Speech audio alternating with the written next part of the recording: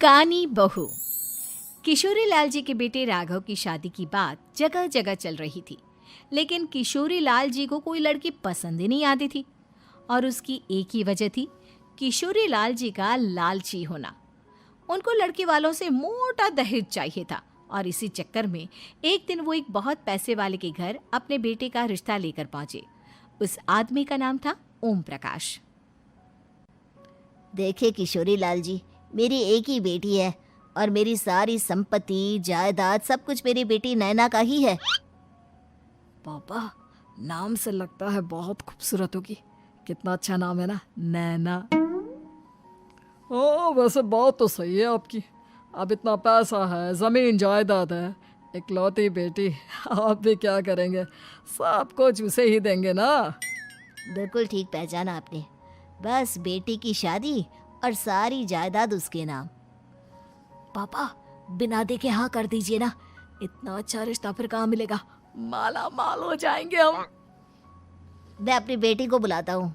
अरे नहीं नहीं नहीं नहीं, आपकी बेटी का नाम नैना है, सुनकर ही लगता है बहुत सुंदर होगी। रहने दीजिए अंकल, मैं तो आपकी बेटी के नाम से ही इतना खुश हो गया हूँ कि उसे बिना देखे शादी करने को तैयार हूँ। अब तो मैं उसका चेहरा सीधे शादी के बाद ही देखूंगा। और इस तरह राघव नैना का चेहरा नहीं देखता और उससे शादी कर लेता है।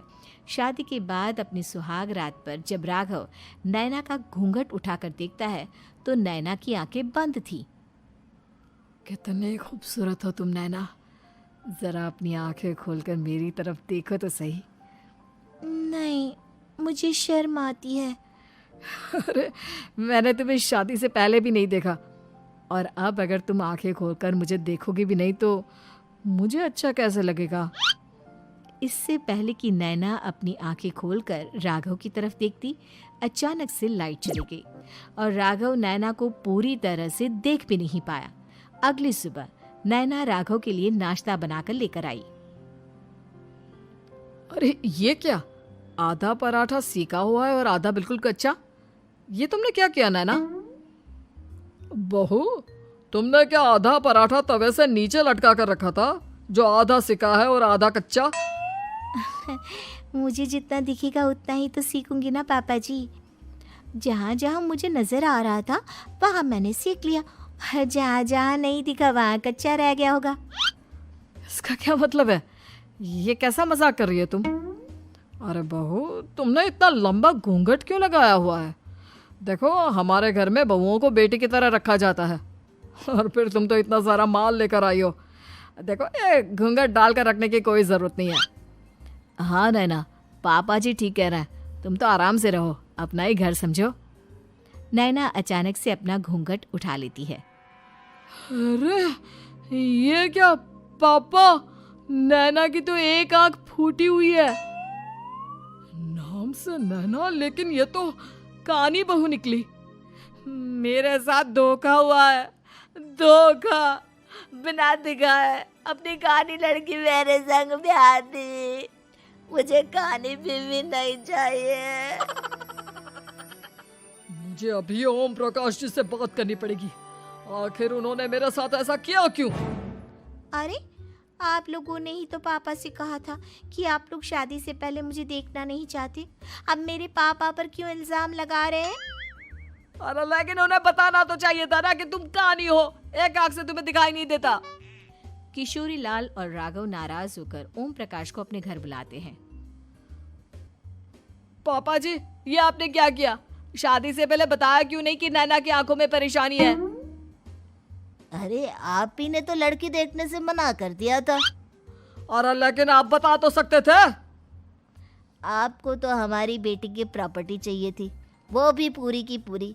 अब क्या हुआ अगर उसे आधा दिखाई देता है? प्रॉपर्टी तो आपको पूरी मिल गई ना। अरे ये क्या बात हुई?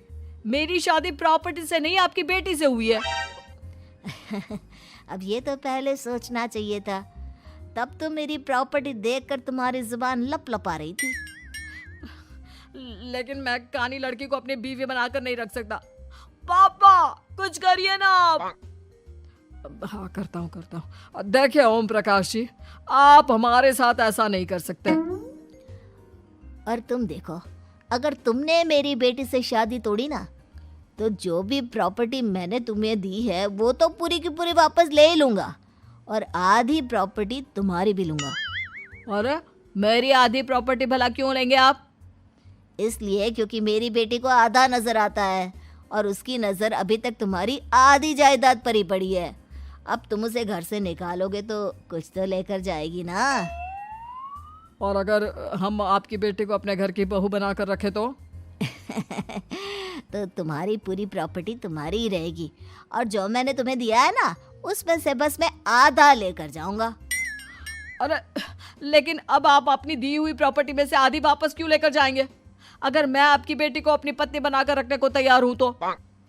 इसलिए ताकि भविष्य में अगर तुम मेरी बेटी को धोखा दो तो उसके पास कुछ तो रहे जो पति का हो।